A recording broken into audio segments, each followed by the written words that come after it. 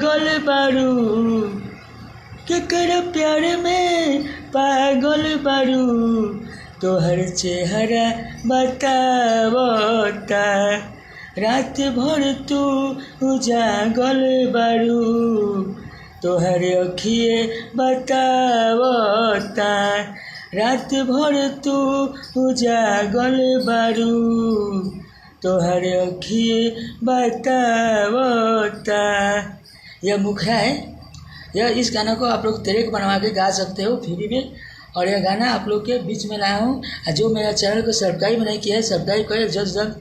चलिए आंतरा सुनाते हैं। केकरा प्यार में पागल बारू हमके नाही बतावेलू गाँव में तोहरा जाई तो हंस के जान बतियावेलू। यहाँ दो बगाना है। केकरा प्यार में पागल बारू हमके नाही बतावेलू गाँव में तोहरा जाई तो हंस के जान बतियावेलू।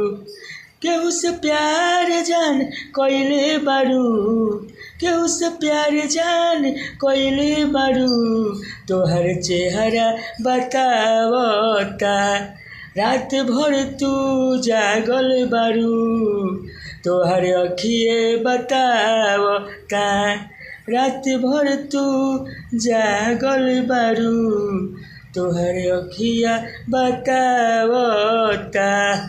यह आंतरा बनता।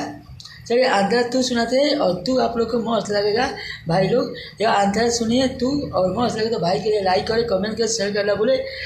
मेरे फेसबुक को फॉलो करें और चैनल को सब्सक्राइब करना भूले। चलिए आंतरा तू सुनाते हैं। पहले से काहे चेहरा तोहार रहेला उदास हो हमारा बुझाता हमारा पर नहीं के तोहरा विश्वास हो।